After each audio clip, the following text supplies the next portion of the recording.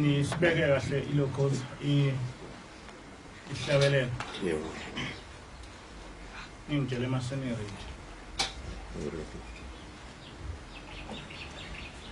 imini yesabatha ayibenhle kwabangcwele zobula ngehlabelelo 211 elizohlabelelwa kwi-CD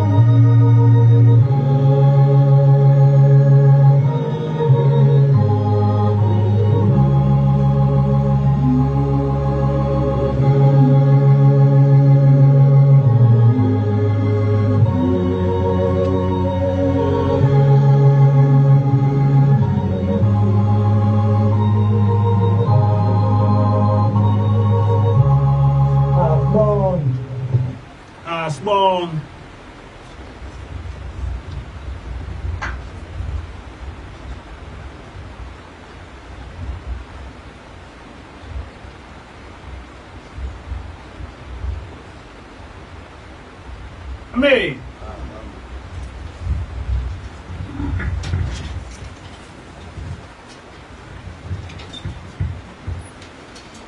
Lesi sihlabelelo ekade sihlabelela sithi besethwe sethina inkosi ijoka lemphefumulo yethu savuma thina salethwala singephinde silethule lingukuphila komphefumulo wethu liyindlela yemphefumulo yethu noma siphila noma sifa singephinde silethule. This thing that we just sang says that we were burdened by the Lord with the yoke of our souls, and we agreed to have it on our shoulders, and we shall never relieve ourselves of it. It is the life to our souls and the way of our souls. Whether we live or we die, we shall never relieve ourselves of it. And it goes on to say, be courageous, O you who are worshippers. Hand unto him the courage. You should not do what is of no use, even though it is so. Njengoba siqhuba lo msebenzi kaNkulunkulu nje uyijoka lemphefumulo yethu esilethwele ngoba uyaye ungakhethi ukusebenza umsebenzi kaNkulunkulu uma uthunywa nguye. As we are doing the work of God, it is a yoke unto our souls, and when you are deployed or sent by God, it is you do not have a choice whether you should do that or not. Ukuthunywa uNkulunkulu kuyijoka lemphefumulo yethu ngokuthi uma singakwenzi lokho uNkulunkulu uyayijezisa imphefumulo yethu, kodwa uma senza lokho othe asikwenze umphefumulo wethu uya ekuphumuleni. Being servants of God is a difficult thing, because if you do not do what God has instructed you, He will then go on to punish your soul. But if you listen to the word of God, then you are entered into an everlasting peace. Ikhona ke ushembe lapha ethi qiniselani ninabakhonzi mnikele isibindi. Usho ngoba ukuthunywa uNkulunkulu uyawubhekane nezinto eziningi ezibukhulu. That is why the prophet Isaiah says that you should persevere, you who are worshippers, because when you have been given a task by God, it is something that is challenging. Njengoba ngikhuluma indaba kaNkulunkulu, kuba baningi abantu abangihlaselayo bengithume bese kuthi nina niphatheke kabi nizongiduduza. Ilokho ke okushoyo ushembe ukuthi nginikele isibindi ngoba lesihlabelelo siqondene nomuntu okhuluma indaba kaNkulunkulu. As I proclaim the word of God, there are many people who insult me, and then you become sympathetic and you come to encourage me. And that is what this hymn speaks about. uNkulunkulu ke akaphikiswa. One can never argue against God. Uma uNkulunkulu esekuthumile wenza lokho othi wenza. If God has tasked you with something, then you do what He has instructed you to do. Ngesonto eledlule ngikhulumile indaba yokuthi uNkulunkulu ku-Exodus 23 verse 1 kuya ku-2 mangaphosisi uthi uma ethuma ingilosi kuwe ufanele ukuthi uyilalele ugcine lokho ekushoyo. Last week I spoke about the book of Exodus, and I said that when God sends an angel to you, then you must listen to the angel and keep the word of the angel. Ngoba uma ungakwenzi lokho ingilosi ngeke ikuxolele ngoba uthi ke uJehova izwi layo izwi lakhe likuwe. And if you do not do what the angel instructs you to do, God says that he shall never forgive you because his word is in the angel. Ebese ethi kodwa uma uyilalela kukho konke kushoyo bese kuqhamuka abantu beba izitha zakho ngokuthi ukhuluma indaba kaNkulunkulu. uNkulunkulu naye uyoba isitha salabo bantu abayizitha zakhe. And he said, and he goes on to say that, but if you listen and keep the word that the angel instructs you to do, God will become an enemy to your enemies. Ngishilo ngesonto ledlule ukuthi njengoba ngimphambi kwenu nje angimele ibandla lithile, angimele ibandla lamaNazaretha, angimele ibandla lamaKristu, angimele noma ama-Muslims, kodwa ngizokhuluma indaba yombuso kaNkulunkulu ngithunywe ezulwini ukuthi ngikwenze lokho. Last week I mentioned to you that as I stand before you, I do not stand on behalf of the Nazarites, the Christians or the Muslims, but I am here to proclaim the news of the kingdom of God. Ingilosi yafike yasho kanjalo ukuthi ithunywe kuba ingitshele ukuthi ngakhe ibandla elizokhuluma indaba kaNkulunkulu uJehova ngoba ayisakhulumi emhlabeni. That is what the angel said. She said that she has been sent to tell me to build a church that speaks about Yahweh, because people no longer speak about God on earth. Njengoba ke ngisho ngithi uNkulunkulu akaphikiswa, ngizofunda incwadi kaHezekiya 3 verse 16 to 19. As I said that nobody can go against the word of God, I will read the book of Ezekiel 3 verse 16 to 19. verses 16 to 19. Kwathi ekugcineni kwensuku ezisikhombisa izwi kaJehova lafika kimi lathi, ndodana yomuntu, ngikwenze umlindi kuyo indlu yakwa-Israyeli. Ngalokho yizwa izwi emlonyeni wami ungixwayisele bona. Lapho ngithi komubi uyokufa nokufa, ungakhulumi kumxwayisa omubi endleleni yakhe ukuba umsindise. Yena uyakufela ezoneni zakhe, kepha igazi lakhe ngolibiza esandleni sakho. Kepha uma umxwayisa omubi angaze abuya ebubini bakhe nasendleleni yakhe embi, uyakufela ezoneni zakhe, kepha wena wephule umphefumulo wakho. Amen. At the end of 7 days, the word of the Lord came to me. Son of man, I have made you a watchman for the people of Israel. So hear the word I speak and give them warning from me. When I say to a wicked person, you will surely die, and you do not warn them or speak out to dissuade them from their evil ways in order to save their life, that wicked person will die for their sin, and I will hold you accountable for their sin. But if you do warn the wicked person, and they do not turn from their wickedness or from their evil ways, they will die for their sin, but you will have saved yourself.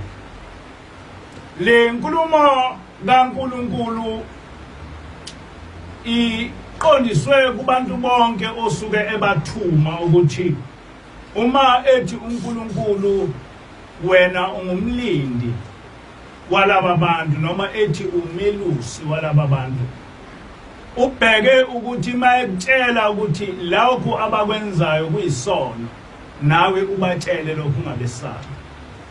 What God says here is directed to all people who are placed as watchmen over people, or those who have been appointed as shepherds for the people of God, that whenever God tells you that something that they are doing is a sin, you should not fear them, but you should proclaim what God has said to you.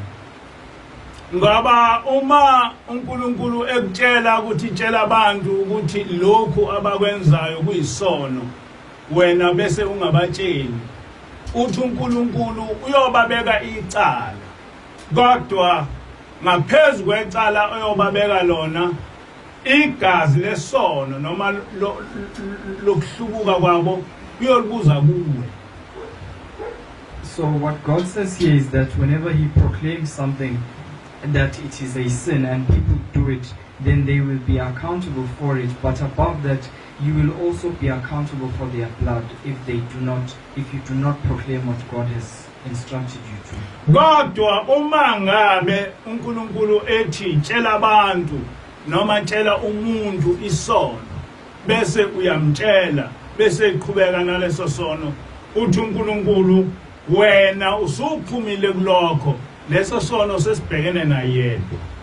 But if God instructs you to warn a people against a certain sin and they carry on to do it despite having told them, God says that you would have saved yourself, but they will account for their sin and blood. Ikhona ke kubalekile ukuthi nazi ukuthi njengoba sithunyiwe uNkulunkulu ukuthi sibuyisa abantu endaweni kaNkulunkulu, siphoqelekile ukuthi uma wenza into ephambene noNkulunkulu sikutshele ngoba uma singakutsheli uNkulunkulu ubeka thina icala. It is important therefore that as God's servant, that whenever God instructs us to warn you against a certain sin that you are transgressing in a way, we have to proclaim that to you, because if we do not do it, then God puts a sin upon our heads. Uchike ushembe leli ijokwa lemphefumulo yethu esingeke sikwazi ukuba silesuse noma siphila noma sifa. And the prophet Izwi goes on to say that that is the yoke of our souls, and we may never lay it down whether we live or die. Lindlela yokuphila kwethu. It is the way of our lives. Kubalekile ukuthi uma ukholwa wazi ukuthi ukholwa kuyini, ukuthi uma usuthatha ukholwa awukwazi ukuthi futhi ubuye kube khona ezinye izinto ezikhehayo ngaphandle ukuthi uhehwe umbuso wezulu. It is important to understand what it is to be a believer, because if you have chosen to be a believer or have taken upon the vow of becoming a believer, you should not be tempted by anything else, but what you should desire is the kingdom of heaven. Ubaba ilanga wakwakhuluma ukukhuluma okuxakile. Shembe, the second one, spoke something that was confusing. Uthi izinja zaya kuNkulunkulu zafike zalwa ukuthi zona ingeni ngane ezulwini. He said that on a particular day the dogs went before God and complained as to why are they not given entrance into heaven. uNkulunkulu wayesethi cha akudaliwe ukuthi izinja zingene ezulwini. And God said that no, you have not been created to be amongst us in heaven. Zase izinja zicomplaina kakhulu ukuthi kusho ukuthi zona ziyabanjululwa ngoba zinqatshelwe ukuba zingene ezulwini. And then the dogs went on to complain and said that they are discriminated against. uNkulunkulu wayesethi hayi kulungileke nani izinja senizongena ezulwini. And then God said that it is fine, then you will be given or granted entrance into heaven. Zase inikezwa usuku ezongena ngalezulwini. And a certain day was appointed in which they would be given entrance into heaven. Zonke zagcwala uqamamana nesango lasezulwini zibheke ukuthi zingene ezulwini. And they all gathered before the gates of heaven in waiting that the gates would be open for them. Noma isango lokungena ezulwini lilincane kodwa ngalolo suku lavulwa kakhulu. Despite the gates of heaven being narrow, small, that day they were enlarged. Lathi malivulwa izinja zagijima kakhulu zibheke esangweni ziyongena ezulwini. And when the gates were opened, the dogs ran so that they may enter in heaven. Kwathi kusangene ezimbalwa wasekuqhamuka inyamazane idlula phambi kwazo. Just as a few had entered, then a springbok came before them and ran across them. Zase ziyeka ungena ezulwini zisukela lenyamazane. And then they did not focus into getting into heaven, but they ran after this prey. animal. Kwathi nesezingene ezulwini zajike endleleni zahubha lenyamazana. And those who were also inside the gates of heaven then turned back and ran after the prey animal. Zathi zibuyela zonke zingayibambanga inyamazane zafica isango lasezulwini selivalile. And when they had turned back to go into heaven despite having not gotten this animal, then they found the gates closed. Wayesethi uNkulunkulu seniyabona ukuthi kungani ngingakwazi ukuthi ningene ezulwini. And then God said, can you now see why you are not allowed to come into heaven? Kodwa uShambe wayengakhulumi ngezinja wayekhuluma ngathi. But Shembe was not speaking about dogs, but he was speaking about us. Ukuthi siyaye sifune ukuya ezulwini ngoba kuthiwa ezulwini kuyindawo enhle. That we always desire to go to heaven because we hear that it is a beautiful place. Kodwa kwi-same time sibe sibheke ubuhle noma izinto ezizithandayo zasemhlabeni. But on the same note, we look onto things that are earthly. Kuthi uma sesinikiwe indlela yokuba singene ezulwini bese sikhohlwa noma sesisesontweni bese sicabanga izinto ezingaphandle sithandayo. And though we have been shown the path that will take us to heaven, and even though we are in church, we forget and think about things that are our own desires. Ngakho-ke ngiyabeluleka abantu abakhethe ukukholwa ukuthi bengafani nalezinja. Therefore, I am advising everyone who has chosen to become a believer that they should not mimic these dogs. Bengathi uma sebekhethe ukukholwa bese bekhangwa izinto zangaphandle engazibasiza ngalokho. They should not, when having chosen to become believers, allow themselves to be tempted by things that are earthly. Uma ngabe usukhethe ukukholwa ifocus yakho ayibe sekukholweni ibe kuNkulunkulu kuphela. When you have taken the vow to become a believer, your entire focus should be on God. Ngoba uma ungakwenzi lokho uzothi uthi ukholiwe uyithola usungaphandle njengalezinja. Because if you do not do that, you will be a believer but find yourself to be excluded just like these dogs. Ngiyafisa ukuba ngikucizelele ukuthi sithunyiwe uNkulunkulu ukuba sikhulume indaba kaNkulunkulu. I wish to emphasize that we have been sent by God to proclaim His word. Asimele ibandla elithize noma inkolo ethize sithunywe ezulwini kuba umuntu olithathayo leli lizwi engene ezulwini. We are not representatives of a certain faction or a church, but we have been sent by God that we proclaim His word, and whoever believes and does what we say be given entrance into heaven. Noma ngabe umNazaretha noma ungumKristu noma umMuslims. Whether you are a Nazarite, a Christian, or a Muslim. Ngoba umthetho kaNkulunkulu munye. Because there is only one law of God. Awukho umthetho kaNkulunkulu wamaNazaretha, awukho umthetho kaNkulunkulu wamaKristu, awukho umthetho kaNkulunkulu wamaMuslims. Umthetho kaNkulunkulu nje munye. There is no different law for the Christians, the Nazarites, or the Muslims, but we are all under the same law. Uma sonke sigcina lo mthetho siyobona umbuso wezulu. If we all abide by those laws, we will see the kingdom of heaven. Kodwa uma ngabe sicabanga ukuthi umbuso wezulu noma ukushumayela indaba kaNkulunkulu into yokudlala, uba ukwazi ukuthi uyisuwula. But if you think that the kingdom of heaven and proclaiming the word of God is child's play, then you must know that you are a fool. Ngoba ngelinye ilanga lamazwi esiwakhulumayo ayobuzwa kuwe ngosuku lokugcina. Because one day the words that we speak or proclaim to you will be wanted from you when you die. Ngake ngakhuluma ukuthi esikhathini esiphambili sahamba nomfundisi uNdunakazi sayoshumayela kwenye indawo. I narrated that we once went somewhere with the Reverend Ndunagazi to preach at a certain place. Ngaleso sikhathi wayesengumshumayeli. During that time he was an evangelist. safike senza inkonzo sayenza phandle We delivered the sermon outside, njengoba amaNazaretha ekwejwayele ukwenza. just like as is fashion amongst the Nazarites.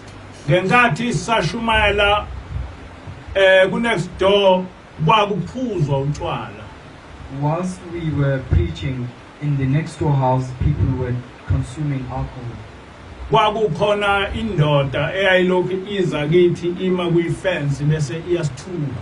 And there was a man who would keep coming to the fence and swear at us, Isho yonke into eyithandayo kithi. and would say everything insulting to us. Ngiyacabanga ukuthi mhlawumbe kwasekuphuzekile angazi. I'm assuming that he was drunk, I don't know. Kodwa asishongo lutho saqhubeka nokushumayela. But we said nothing here and just proceeded with preaching. Kodwa sesihambile mhlawumbe inyanga ezimbili noma ezintathu sathi sibona sisesikhawini kwase kufika abantu. And when we had left after about 2 to 3 months, we saw people approaching us. Base befike bechaza ukuthi bavela emzini walomuntu owayesithuka ngenkathi sishumayela. And they explained that they are coming from the house or the home of the person who was swearing at us when we were preaching. Basitshela ukuthi usefile. And they said to us that he had passed on. Kodwa manje inkinga abanayo ukuthi njalo uma sekukhwelela utholakala esekulumuze sashumayela kuwo ecinga phansi. And they said that they have a problem that every time when the sun sets, they will see him in the house that we are preaching at, and he would be looking for something on the floor. Wagcina efika kubo ebatshela ukuthi njengoba ecinga phansi nje uxoshiwe zulu. And he eventually came to them and told them that as they see him looking for things on the ground, he has been chased away from heaven. Wathi kuthiwe akazocinga lamazwi akazowathatha lamazwi esasiwashumayela.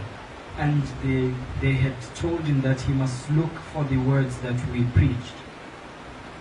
Manje nake bekhala laba bantu bethi asibuyele kulumuzi manje siyo ngcelela intethelelo lo muntu. And these people we had an outcry that we should go back to that house and deliver a prayer asking for his forgiveness, for him to be forgiven.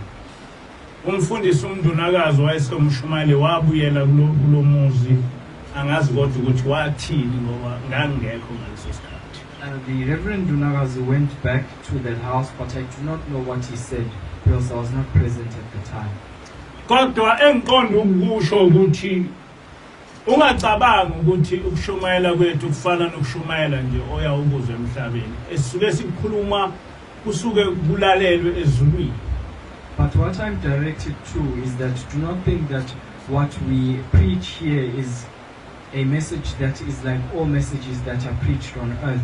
But whenever we preach, we are listened to in heaven. Ungakubukeli phansi ngoba uma ukubukela phansi ngelinye ilanga kuyakuhlupha kuyokuvimbela kuba ungene ezulwini. Do not despise it or look down on it, because if you do that, then one day it will be worrisome to you and it will stop you from being given the entrance to heaven. Ngejwayelwe ukuthuka amaNazaretha uma ngikhuluma indaba kaNkulunkulu. I have been accustomed to being sworn or insulted by the Nazarites whenever I proclaim the word of God. Kakhulukazi intsha nabadala bayangithuka. Especially the youth, but the adults also do it.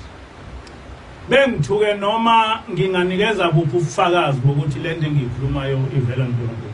And despite any evidence that I might give that what I'm proclaiming comes from God, they still go on to insult me. Angazi ke ukuthi lokho kungithuka kusuke kudala ukuthi abazi noma basuke bengena umoya kaSathana ngazi ukuthi. I do not know that this type of act is because they are ignorant or it is because they are with the spirit of the evil one. Ngicabanga ukuthi bekunyaka odlule lapho engaveza khona ivideo lapha ubaba uThingo owaye etshela amaNazaretha ukuthi engasho ukuthi ushebe uNkulunkulu.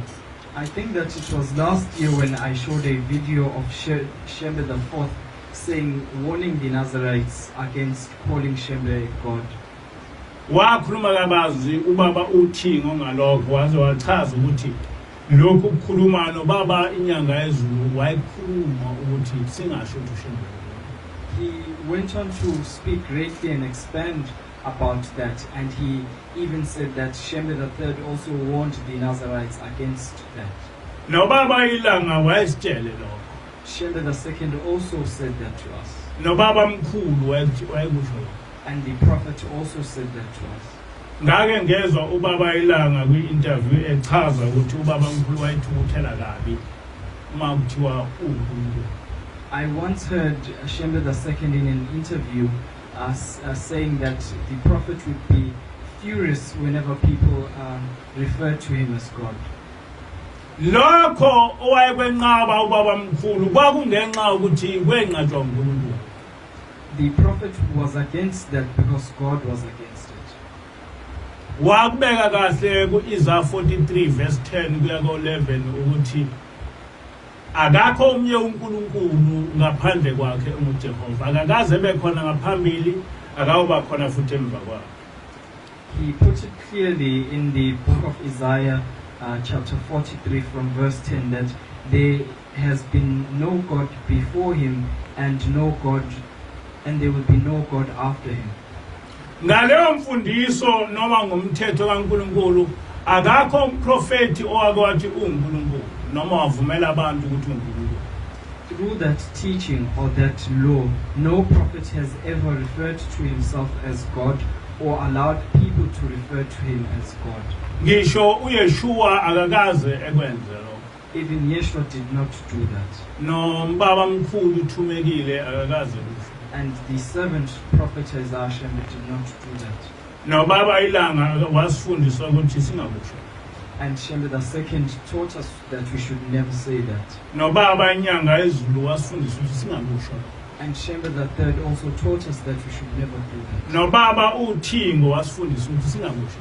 And Shembe the Fourth also taught us never to say that. Ngoba uShembe wabhala phansi ukuthi leli bandla liyibandla elingaphansi kukaJehova, elingaphansi kweyimfundiso ikaJehova owazibhala ngenceku yakhe uMose.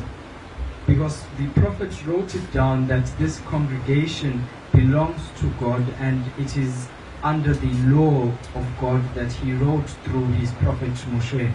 Manje ka umthetho kaNkulunkulu uJehova uyakwenqaba ukuthi kube khona omunye umuntu othi uNkulunkulu. Therefore the law of God Yahweh forbids us to refer to any other person as God.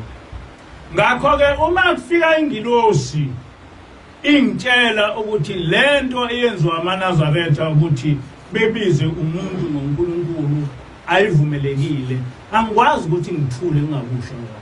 So therefore, if the angel comes to me and says to me that what the Nazarites are doing, the act of referring to a person to God, is not allowed, it is not permitted, I cannot then keep quiet about it. Ngoba ingilosi uma ikhuluma iyaye irifeye eBhayibhelini ingitshele ingifundise incwadi ethize ukuthi nangu uNkulunkulu lapha uthi lokhu uyakwenqaba.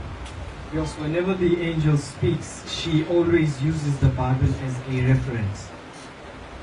Ngakho ke uma ngithi kumaNazaretha ningayisho lento, ngize ngilethe ivideo okukhulume khona umholi wayo, ngiyengaqonda ukuthi uma abantu sebengithuka basuke bengithuka ngoba kuyini engiyishilo eyinhlamba noma ephambene nokukholwa. So whenever I have brought evidence that even their leader proclaimed that they should never refer to Shembe as God, and I pointed out in the Bible, but people go on to swear or insulted me, I am always confused and never understand what it is that I said which was in error. Ngoba ngikhulume into ekhunywe uNkulunkulu yaze yakhunywa ngisho umholi wabo. Because I spoke about something that God proclaimed and their leader Shembela Fourth also said. Ngathi mangifakile le video kwabana amaNazaretha ewu-79,000 angena kuleyo post, abantu ababengithuka mhlawumbe babe ngaphezulu kwa-500. And when I put that video up, about 79,000 people viewed that post, and amongst them more than 500 insulted me. Bengithukela into abayazi kahle ukuthi uNkulunkulu uyishilo nomholi wayo uyishilo bemuzwa kwivideo ekukhuluma lokho. Swearing at me for something they clearly know that God said it and that their leader also mentioned it, and they could hear the leader speaking about it. Ngiyafisa ukuba ngiwatshelela umaNazaretha ukuthi angeke angene ezulwini. I wish to tell those Nazarites that they will never enter heaven. Angisho ukuthi angeke bengene ezulwini ngoba ngibaqalekisa.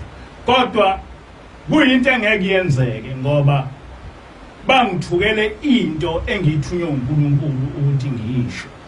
I am not saying that they will never go into heaven because I am cursing them, but I am saying that because they have insulted me and sweared at me for something that I have been sent by God to proclaim.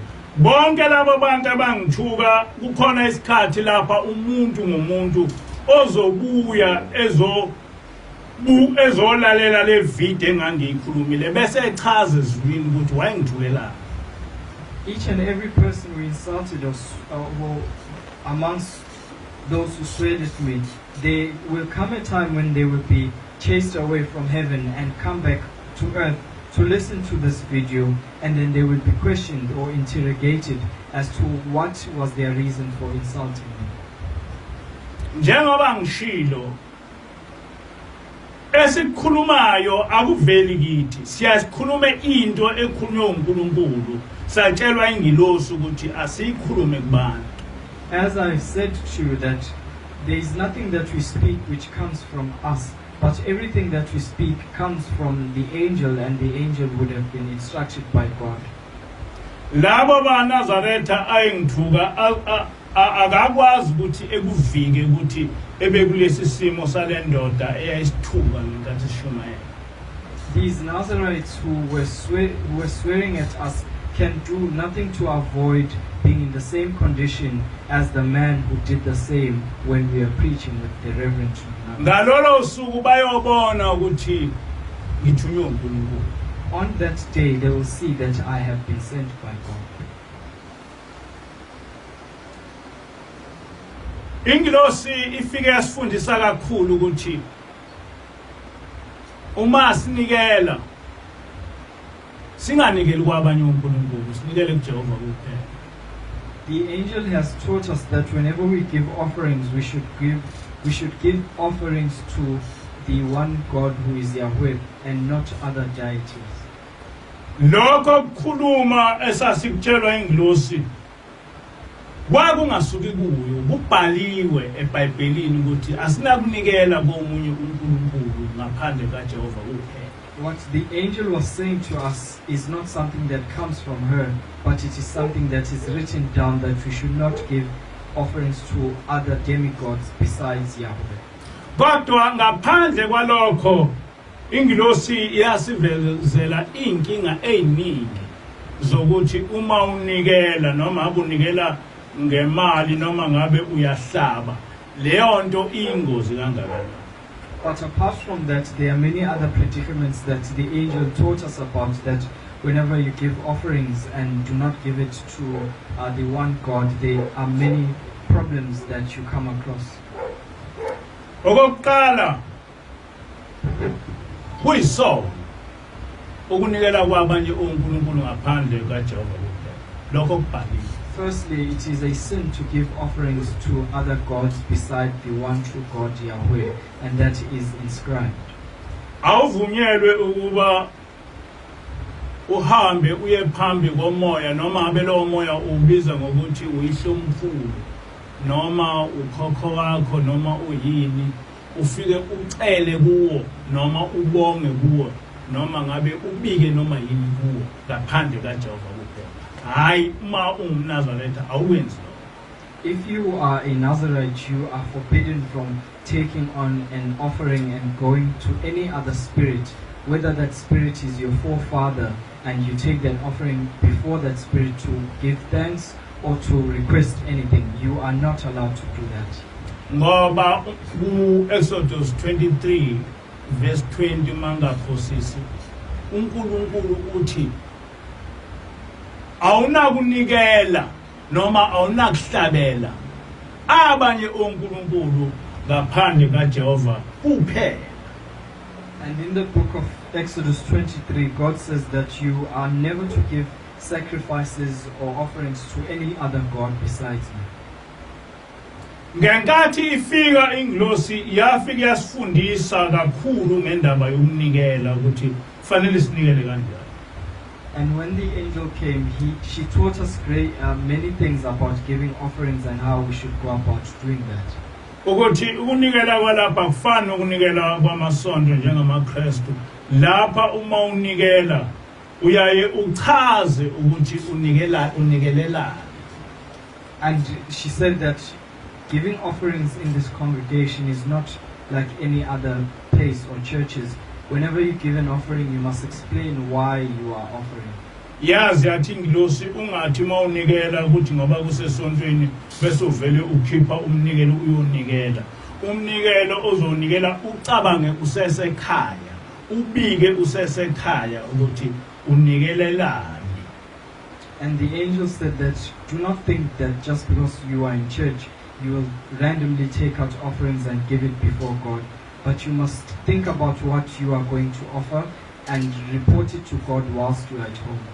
Ngamanye amazwi noma unikela ngemali ufanele ukuthi usesekhaya imali ozonikela ngaye uyibeke eceleni ungayihlanganisi nemali yakho ukhulume noma uyibeke eplatini bese ukhuluma kuyo ngenkathi usufika esontweni noma ungesechaze ngalutho ngoba ekhaya uchaze konke unikelelayo.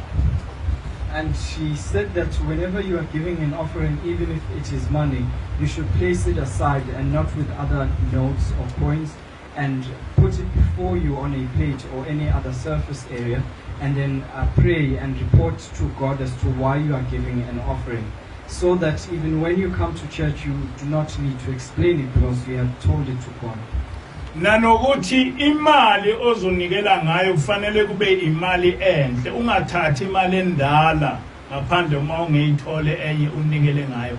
Thatha imali entsha noma abe u10 rand noma u20 rand noma u50 rand noma u100 rand noma u200 rand kodwa thatha imali entsha unikele ngayo ngoba uNkulunkulu akawemukeli umnikelo onesici.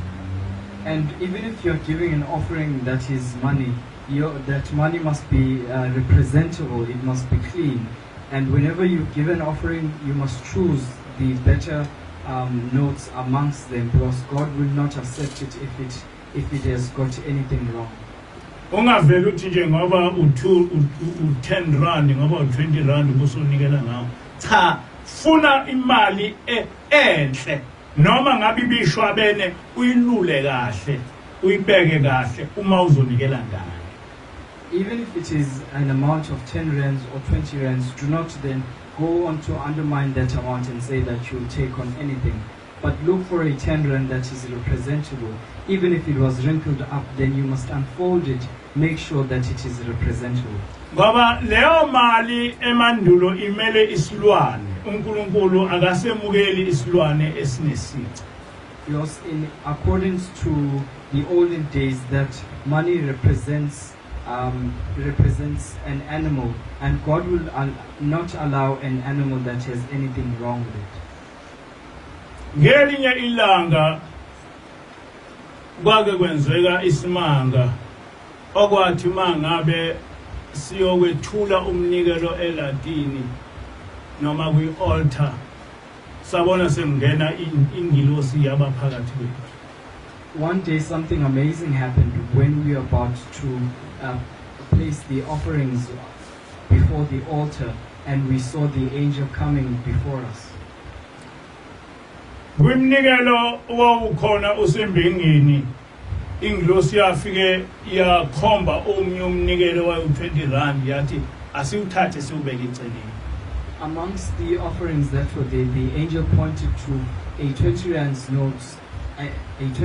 note and told us to place it aside. Uma sesiwubeke eceleni lomnikelo kwasekukhuluma umuntu kuwo, kwakhuluma lensizwa lena ekade inikela isikhuluma manje umnikeli. And when we had did that, a voice spoke. It spoke from that 10 rand note, and it was the voice of the person who had given the offering. Sasmas, salizuzula.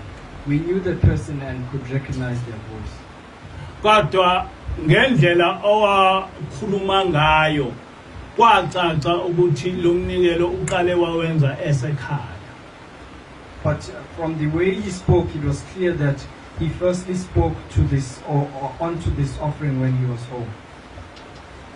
Kodwa inkinga kulensizwa ukuthi ngenkathi yenza lo mnikelo ayizange yakhuluma noNkulunkulu noma noShembe kodwa esikhundleni yakhuluma noyisemkhulu. But the problem about this offering is that when this person was speaking or reporting this offering, he did not report it before God or the prophet Isaiah Shembe, but he spoke to his forefathers. Yayicela izindlu ezinhle, icela nemoto. He was asking for a beautiful house and a car. Sathi salalele lokho kukhuluma kwase kuvela izwi lomuntu omdala oyikhehla eyiphikisa yonke lento ekhuluma lo muntu. Whilst we were listening to the talk, then there came a voice of an old man who went against everything that this person was saying. Leli khehla lithi uma ufuna indlu enhle awulazi ni ihlathi ukufanele uye kulo uyogawula intungu zokwakha indlu. And this old man then said that if you want a beautiful house, can you not go into the forest and get yourself wooden poles and build yourself a house? Yathi uma ufuna imoto uyazi ukuthi nathi sasihamba ngezihliphi hamba uye ehlathini uyogawula isihlahla esikhulu usenze ihliphi uhamba ngaso. And he said that if you want a beautiful house, a beautiful car, then you must go into the forest and chop down wood and make yourself a wooden car, because that is what we also use. Ngenkathi lo muntu ekhuluma lokho ingilosi yayimeduze kwethu. And when this person spoke these words, the angel was right alongside us. Yathi ma izwa lento esihliphi yasibheka lesabona ukuthi iyahlela kodwa ke ingilosi ayihleli. And when she heard this talk about this wooden car, she looked away, and we could see that she was in a way laughing, but she does not literally laugh. Kodwa kwathi masekuphelele ukukhuluma yayisithi ingilosi niyabona ke ukuthi yini eyayenze ukuthi ngithi ningathi ma ninikela noma nithandaza niqolise koyihlomkhulu. And the angel said, do you see why I always advise you that whenever you pray or give offerings, you should not direct it to your forefathers? Yathi njengoba lo muntu ethi lo mfana akayo ufuna ihliphi sizohamba phela kulesikhathi samanje.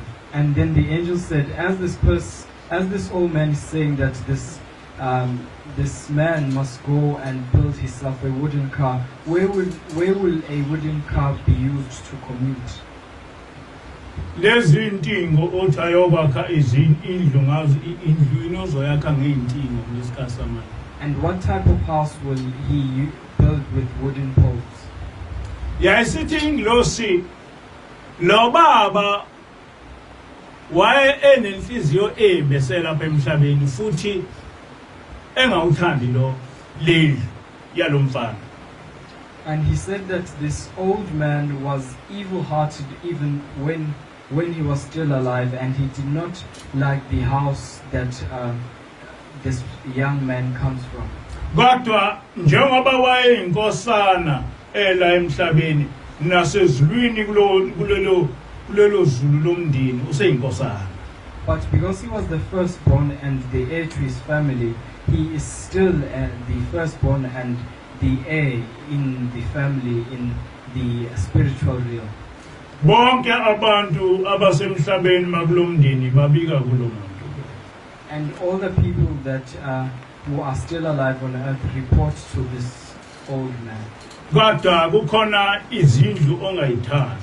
But there are certain people or households that he does not like. Ithi ke ingilosi konke ukuhlupheka kwalomfana kusuka kulomuntu ngoba akamfuni. And the angel said that all the poverty that strikes this young man comes from this old man, because this old man does not like him. Ithi ke ingilosi ukuba lomfana uthema wayithandaza waqondisa kuShembe. uShembe ubengazi ukuyikhuluma yonke lento ngoba uShembe uyisithunywa sikaNkulunkulu. Yonke into ikhulumayo ihambisa kuNkulunkulu akathetha macala. And the angel said that if this young man had directed all this talk to Shembe, Shembe would have not spoken all of these words, because whenever we ask for something, Shembe takes that to God and does not become judgmental about it.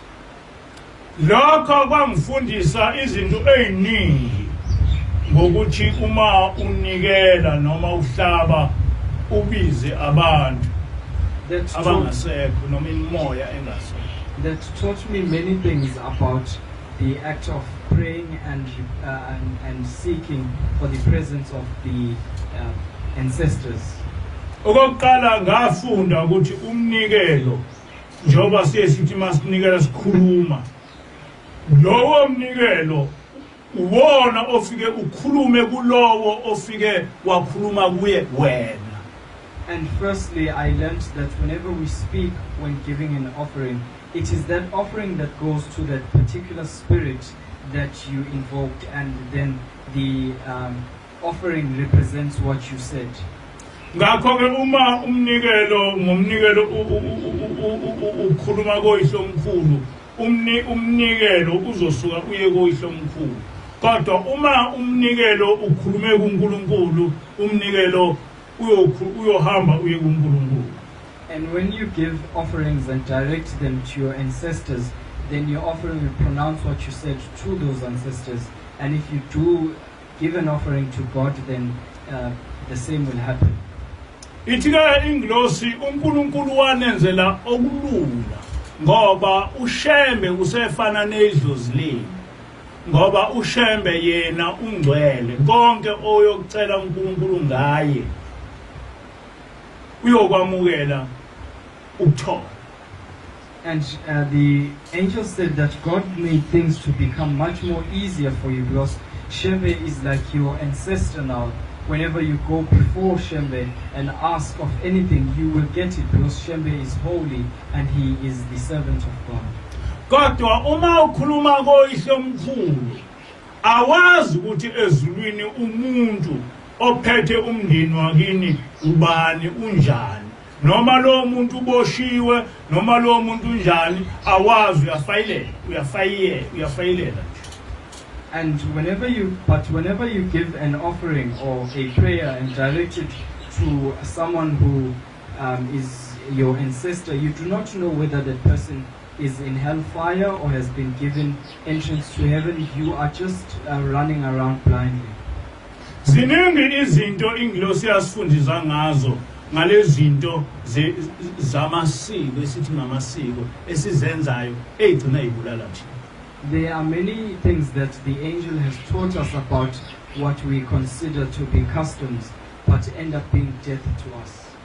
Kufana nalokhu ukuthi abantu bethi bangenisa abantu abadala. It is bakha amaqhugwane bese bethi bangenisa abantu abadala. It is just like saying, it is just like the act of building huts and then invoking the spirits of your ancestors to come and live in those huts.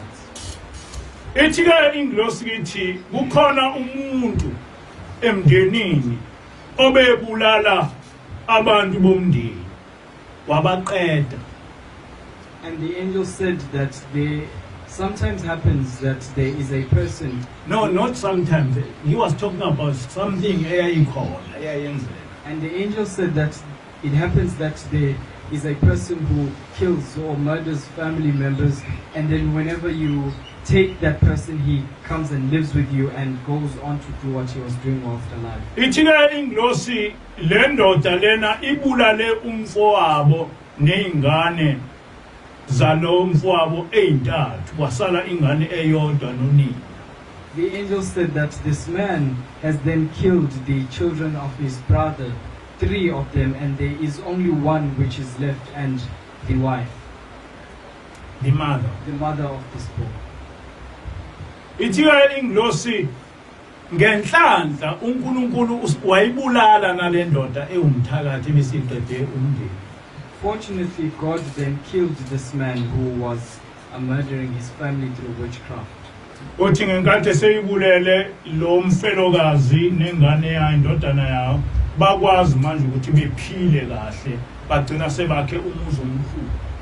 Fortunately, this man died, and then this widow and her son were able to live a better life and ended up having a house of their own that they built. Bathe masebewakhile lo muzi kwasekuqhamuka abantu ababonayo bethi njengoba seniwakhile lo muzi sekufanele manje na nakhe iqhugwane nibuyise abadala bezongena la. And when they had built this house, the people who have visions came to this family and said that since you have done this, then you should build a house, a hut, and then fetch the spirits of your ancestors and place them in the hut. Le ndodana nonina bakulalela lokho base ngempela besilakha leli qhugwane sebenza umcimbi ukuthi kubuyiswe laba bantu abadala. And this widow and the child, the boy listened to these people, and then they built this hut and then held a ceremony to fetch the spirits of the dead.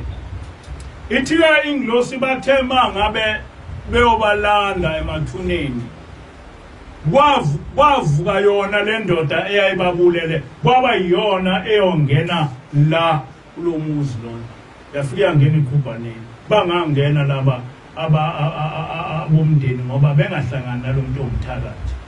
And when they went to the graveyards to invoke the spirits of the dead, this same man who was the killer in the family was the first to rise up and went into this hut. And then the ones who were intended no longer came because they had disassociated themselves from this witch.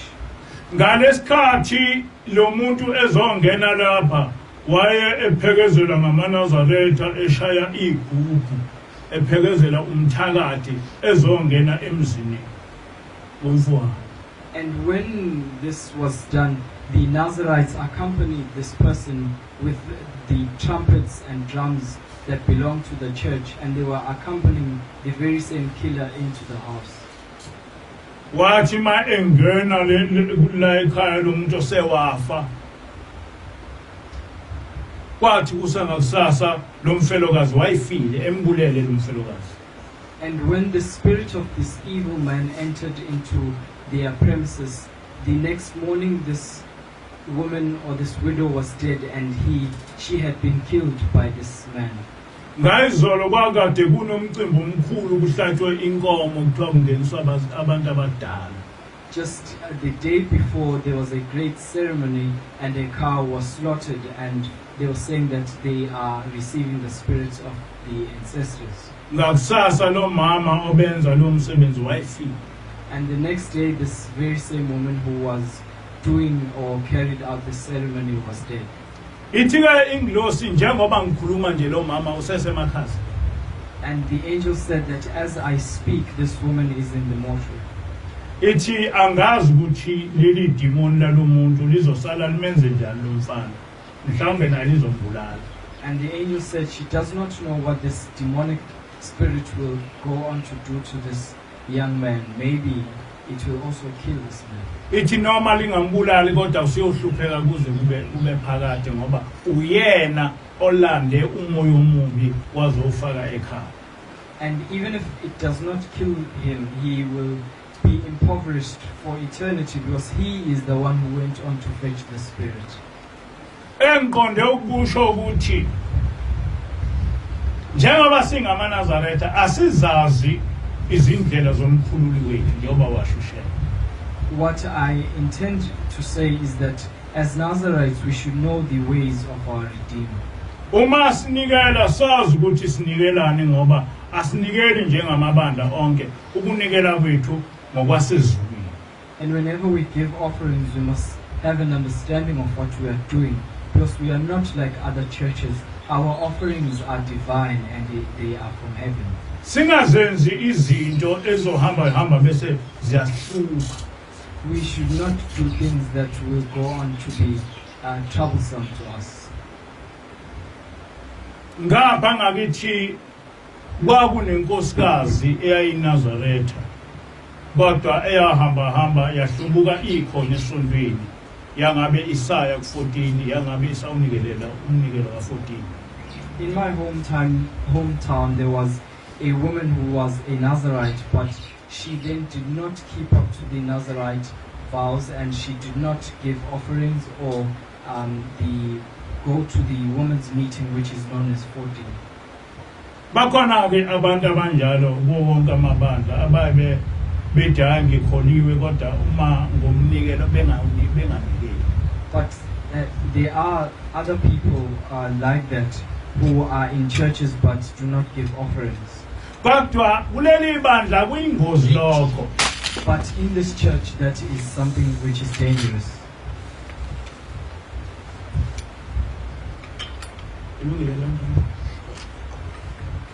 Kuyingozi lokho kuleli bandla ngoba umnikelo esiunikelayo uvela ubekwa usho uNkulunkulu ukuthi asinikele. It is dangerous to do that in this church because whenever we give offerings we instruct you in accordance to what we have been directed by God. Akuveli kithi ukuthi kufanele unikele umnikelo ka14 noma ka23 noma ka25. It is not something that comes from us that you should give certain offerings. Akuveli kithi ukuthi kufanele ukuthi uye ku14 noma ku23 noma ku25. It does not come from us that you should go to the congregational meetings which are known as 14, 23 and 25. Kodwa akuvela uNkulunkulu. But it comes from God. Uma ungasagcini uzothola icala. And if you do not keep those, you would have transgressed. Kulomnikelo khona umnikelo okuthiwa umnikelo weyibala. Amongst these offerings there is an aspect which is known as the offering of lights. Ungayithatha kalula nje lento kanti isho into enkulu ezulwini. You may take it easily, but they mean a great deal in heaven. Okwenzekayo ukuthi lo nkosikazi wayeseyagula uyafa. What happened is that this woman became sickly and she passed on. Uthe sekumi ihezi izomlanda waphapha. And when the car from the mortuary was outside to fetch her, she then rose. She awoke. Uthi le nkosikazi ngihamba kukhanya kwase kuba mnyama ngangabe ngisabona lutho. And this woman said that she journeyed on a path and there was light. Eventually there were no more lights and it became dark and she could see nothing. Uthi kwase kuvela izwi lithi njoba sukumnyama njena ilapha osekuphela khona umnikelo wakho. And then a voice or a word appeared which said that as you can see that it is now dark, that was the end of your offerings. Kwasho ukuthi sekusho ukuthi akasazi ukuthi ufanele bhekiphi. And that meant that she no longer knew which direction to take. Wayese uyabuya ke. And then she came back. Kwafanele ukuthi ihezi kuye emuva izomdiliza ngoba usephaphela. And the hearse was then required to drop her off because she is now alive. Ngendlela isimo esaba yiso kwafanele ukuthi kuyobizwa umkhokheli enikelelwe eselele phansi engafana noma yisiphi isikhathi. The situation became so tense that the woman's counselor had to be called or requested to come so that this woman should give an offering because we could see that she could pass on again anytime. Waqala manje umndeni wakhe ukumnikelela. And then her family started giving offerings on her behalf. Kwathi ma umkhokheli ebanikeza isibusiso wafa futhi lo muntu lesibili. Just after the woman's counselor had given them a blessing, this woman went on to pass on again. Uma nizocabangisisa nizobona ukuthi zonke lezi zinto engikhulumayo angikhulumi izinto ezingamaphupho noma ezizibonakaliso. Ngikhuluma izinto ezenzeka sila emhlabeni. If you are able to think clearly, you will realize that I'm not speaking about some things that have appeared in visions or dreams, but I'm speaking about realities that we have experienced whilst we were alive on this earth. Ngamanye amazwi ngizama ukunichazela ukuthi ayikho into ebaluleke njengomnikelo. In other words, I'm explaining to you that there is nothing that is more important than giving offerings. Kodwa wazi ukuthi unikela wenzani. But you must know whenever you give offerings as to what it is that you are doing. Uma ukholiwe ungehlukani nomnikelo ngoba umnikelo impilo yakho. If you are a believer, you should not part away from giving offerings because that is the source of your life. Enye into ebaluleke kakhulu ekukholweni ukuthandaza. Another thing which is very important in being a believer is to pray. Uma ungathandazi awaziwe ezulwini. If you do not pray, then you are not known in heaven. Usho njalo ubaba ilanga ngelinye ilanga umanje umthetho. That is what Shembe II said to the magistrate in Tej. Umthetho waye umshushise embumbulu uthe esenkantolo wawaphansi. Mteto was a prosecutor at the Umbumbulu court, and when he was in court, he just fell down, collapsed. Kanti kuneyiboshwa lapha eyinemithi emibi kakhulu. And there were prisoners here who had umuthi. Bamhleka. They laughed at him. Base bamthatha bemsa kubaba ilanga. And then they took him and sent him to Shembe II. Ubaba ilanga wafika wamnikeza amafutha. And Shembe II gave him blessed oil. Wayese uyahamba umthetho uthe selaphana wayesethi ubaba uphi lo mfana akade ela.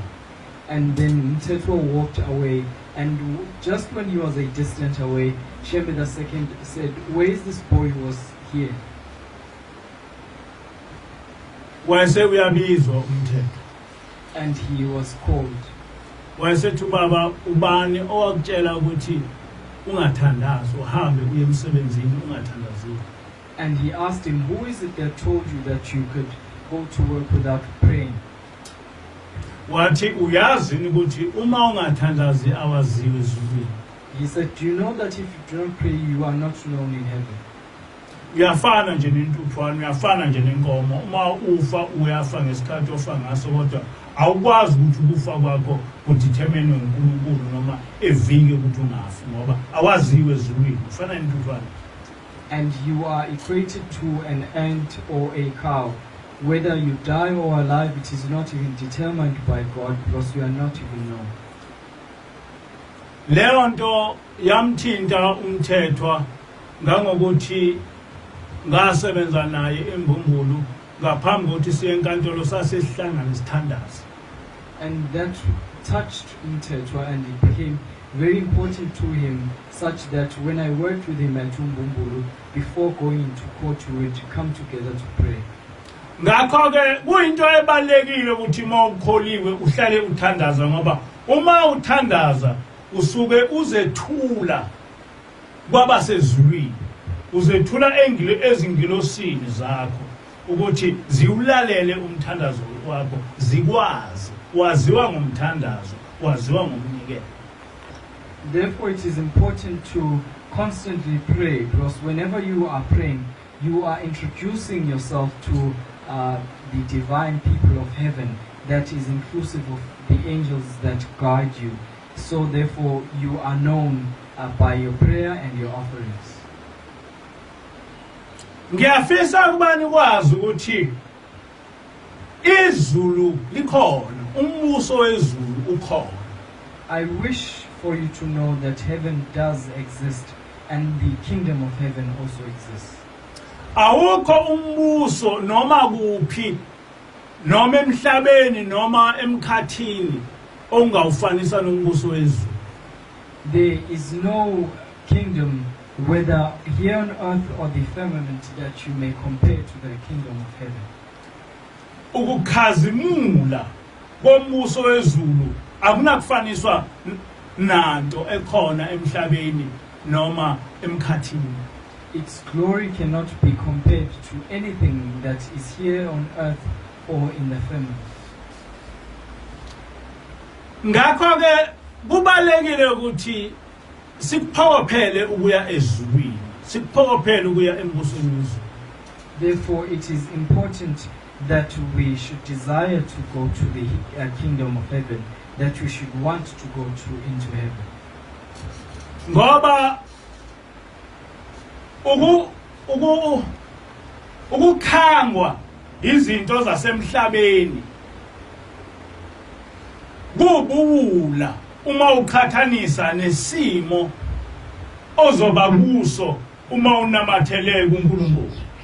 Because allowing yourself to be tempted by worldly things is stupidity if you compare it to what the condition that you will take on if you stick to God. Kufanele ube nesizathu esiqondayo ukuthi ungani kufanele ngikholwe. You must have a clear reason, an understandable reason as to why you should become a believer. Umuntu ukuze ekholwe kufanele ebe neso lesithathu. In order for a person to become a believer, they should have the third eye. Ebe neso lomoya ngoba abantu abaningi abanalo iso lomoya, amehlo abo agcina kulezinto abayibonayo. And you should have a spiritual eye, because many people do not have a spiritual eye. They only see or are constrained by what they see here on earth. Izinto zala emhlabeni zisikhathi esifisha kabi kunempilo yasezulwini. Impilo yasemhlabeni iyimpilo emfisha kabi kunempilo yasezulwini.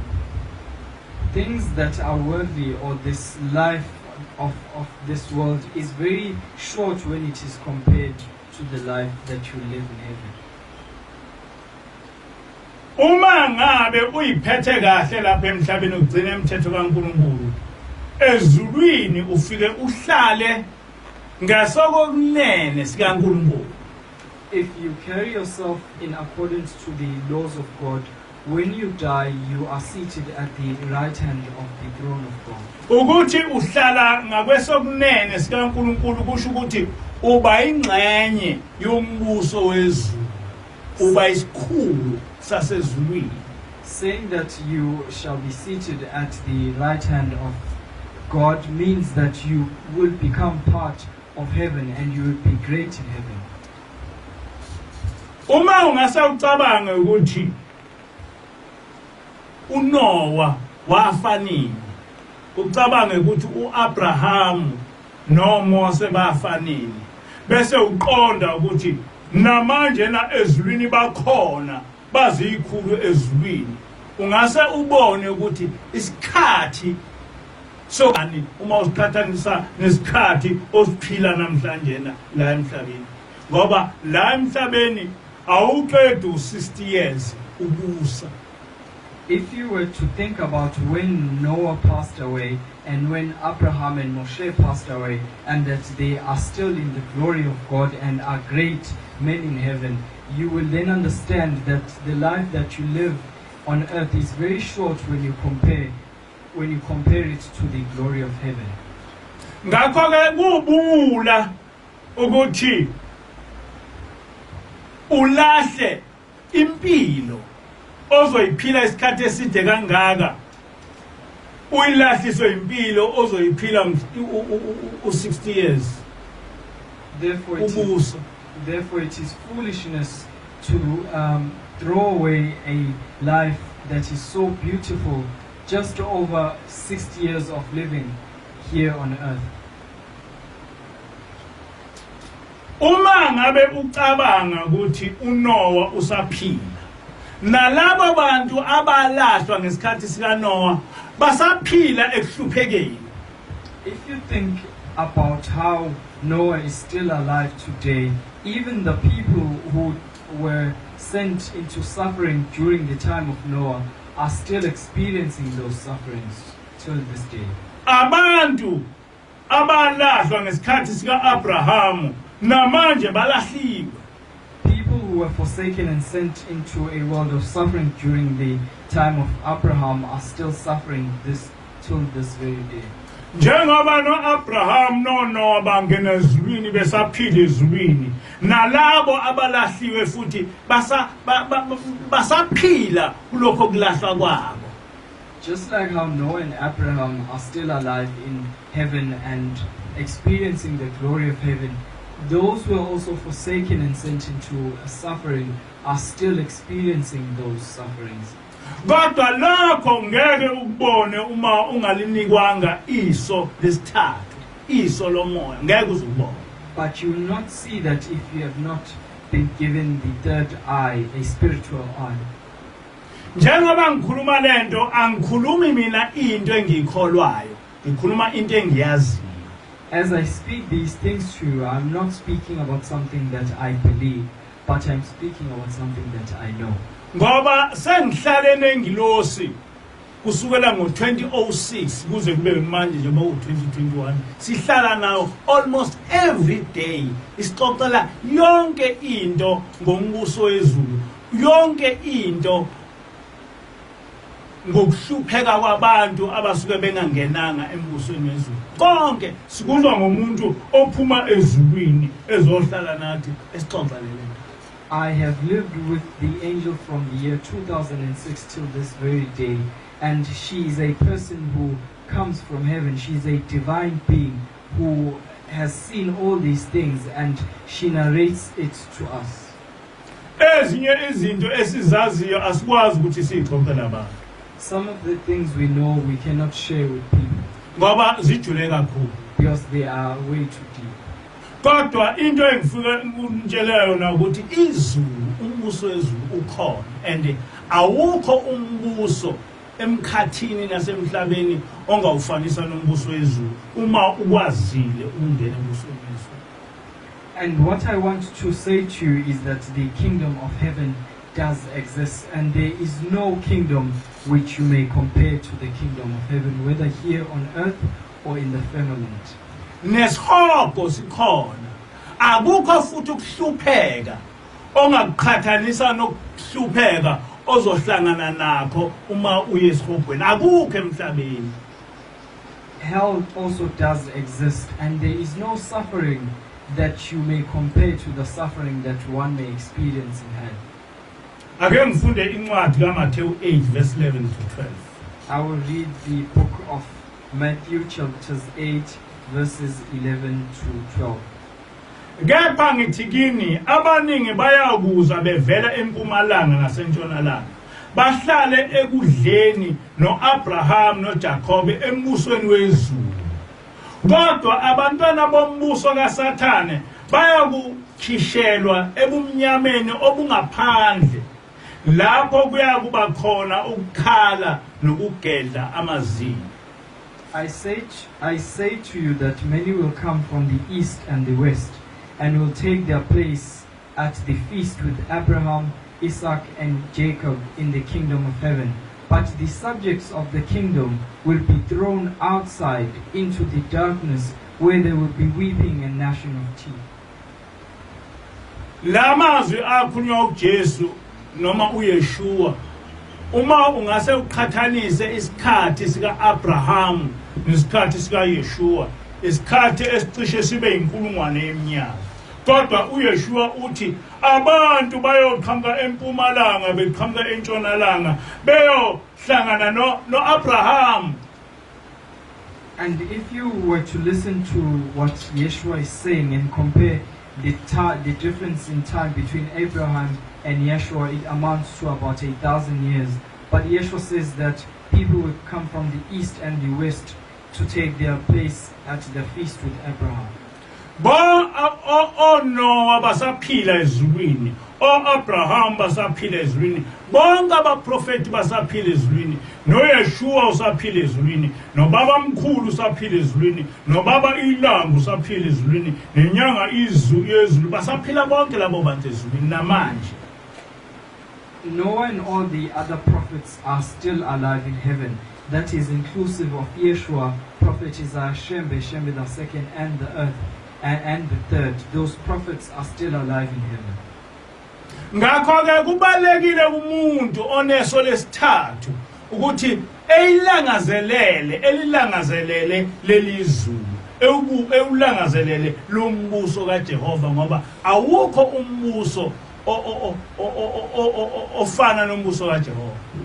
Therefore it is important for people who understand and listen to these words, for them to desire to go to heaven, for them to desire to see such a glory, because there is no other kingdom that can be compared to the kingdom of the Lord. Kodwa abantu abanamehlo agcina la emhlabeni bagcina bengabantu bobumnyama ngoba bebona ukuthi izinto abazenza la emhlabeni kule minyaka emibili emithathu mawuyiqhathanisa neminyaka yasezulwini zibaleke kakhulu kunempilo abazoyiphila emva kwesikhathi. But those who do not have the spiritual eye and only have the physical eyes are then destined to go into an eternal darkness, because they think that it is more important to enjoy and take pleasures in the things of this world, which only amounts to about 2 to 3 years if compared to the life in heaven. Uma ethi uYeshua esihogweni kukhona ukukhala nokugedla amazinyo, hayi ukuthi ukukhuluma nje. Ngempela uma ngabe njengamanje ungasithatha isinqumo sokukholwa usenkingeni, usazoba nokukhala nokugedla amazinyo. Akusiyona into engiyikholwayo leyo, into engiyaziyo ngoba ngihleli nomuntu ovela ezulwini ukuba ezoxwayisa abantu abalapha ukuthi abakhethe uNkulunkulu. If, as Yeshua has warned, that when you are sent into an eternal darkness there is weeping and gnashing of teeth, I am advising you that you should choose the kingdom of God, because you will not enjoy such a destiny. And that is not something that I believe. It is something that I know, because I have been told by an angel which comes from heaven. Ayikho into abantwana basezulwini emnandi nejabulisayo njengokukhetha uNkulunkulu usela emhlabeni. Children of heaven, there is nothing that is of a greater pleasure and much more enjoyable than choosing God whilst you are still alive.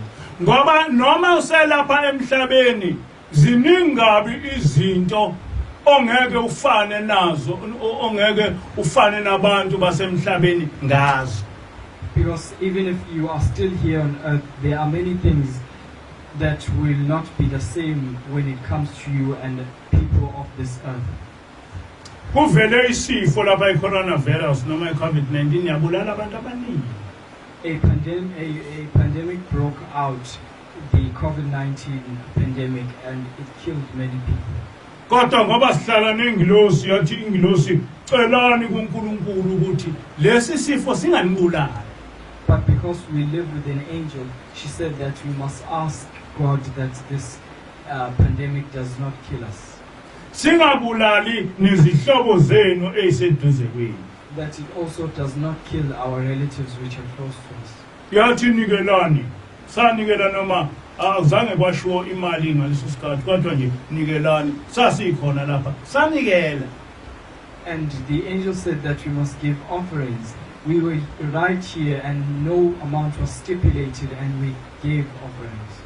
Kusukela ngaleso sikhathi kube kuze kube namhlanje na akakho umuntu okuleli bandla oseke wabulalwa iCovid-19 akekho noyedwa. From that time until this very day, there is no one from this congregation who passed away because of the coronavirus. Akakho futhi umuntu okuleli bandla oseke waqhamuka wathi sengifele udadewethu, sengifele umama, sengifele ubaba, sengifele ingane yami ebulala iCoronavirus. Akekho ngoba sacela kuNkulunkulu ophilayo. And there is no one from this congregation who has came forth and said that they have lost a family member or their immediate family to this coronavirus, because we asked that from the living God. Njengoba ithana ingilosi asicele futhi ukuthi ngo-2021 siphile, sizophila nezihlobo zethu eziseduze kwethu zizophila ngoba kufike ingilosi yasifundisa ngoNkulunkulu ophilayo, uNkulunkulu umdali wezulu nomhlaba ongehlula lutho. And as we have also been advised by the angel to ask the same this year, we will indeed live, and our relatives will also live, because we serve a living God. Manje ingilosi ifike yathi asicele uNkulunkulu ukuthi kube yithi esiyisifo kulesi sifo uma kuqhamuka thina sibaleke lesifo. And the angel then came to us and said that we must ask from God that we are the ones who become the enemy or the disease to this disease, that whenever we appear, this pandemic flees. Kuzokwenzeka lokho ngoba thina sikholwa kuNkulunkulu ophilayo. Kufike ingilosi yazosifundisa uNkulunkulu ophilayo uJehova. uJehova uzokwenza ukuthi sibe yisifo kulesi sifo. Umhlaba wazi ngathi ukuthi uNkulunkulu oJehova ukhona uyaphilisa kubantu abamkhonzayo. And that will indeed happen, that whenever we go to a place, this disease or pandemic will flee, and we will live because we serve a living God, and the whole world will know that we are servants of the living God. Ubaba mkhulu wathi kumaNazaretha akakho umuntu omNazaretha oyoshawa inyoka afe. Nangampela umNazaretha wayengashawa inyoka efe. Angazi ke manje ngoba samhlubuka uJehova ukuthi kanjani. Kodwa njena thina sizalwe amaNazaretha engabulawa inyoka, ngisho kuthiwa imanga. The prophet said that there shall never be any Nazarite who will be stricken by a snake and die. And indeed, that did not happen during his time. I do not know now, because we have practiced apostasy, and so maybe things have changed. Umfana wakwethu ongelama washawa inyoka enkulu. Ngafika ekhaya ngumthwele. Kodwa abazali bami bahlangana bathatha u14 bambopha lapha bambopha khona bathandaza. Kwathi kuyophela isonto wayesephila eshawe inyoka. Akuzange kwayofunwa nesodwa isihlunu ngoba bekholwa uNkulunkulu ophilayo esamlethelwa umprofeti uthumekile la emhlabeni. My younger brother was stricken by a snake, and I had to carry him home. And when we arrived, they took on some of the holy garments and bound it around him and prayed. And as the week came to an end, he was healed and alive. We had no need to use medicines, because we had prayed to a living God. Ngakho-ke ngiyakholwa mina ukuthi njengoba ingilosi isishilo ukuthi asicele ukuthi lesi sifo lesi sibe yisifo kuso, singafi sibulawa lesifo. Lokho kuzokwenzeka ngoba sikholwa uNkulunkulu ophilayo, siyayigcina imithetho yakhe. Asikholwe lokhu ukuthi kuzokwenzeka. Asifane nabantwana oShadrach noMeshach noAbednego. So I believe that we will not die, that we become an enemy to this pandemic, because the angel has came amongst us and taught us that, and we have asked of it from a living God. We should therefore have such a faith that is like those of Shadrach, Meshach, and Abednego. Inkosi uSelekhan Mzwi. May the Lord bless what you have heard. Ngiyathandaza.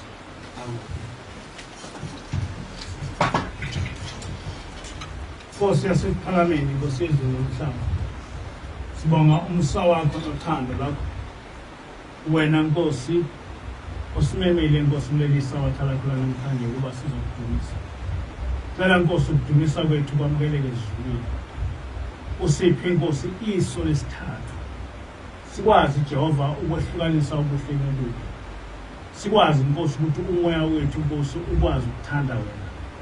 Usiphe Nkosi inhliziyo yokwenyenya isono nenhliziyo yokukhetha wena. Zonke lezi zifo ezisemhlabeni zingasihleli. Kodwa Nkosi kube yithina Nkosi esiphilisa abantu ezibehlela. Siyacela Nkosi ukuba uzibonakalise emhlabeni ngathi ukuthi usithumile ukuba sizophuma indaba yakho. Ngelapho Nkosi igama manje. Amen.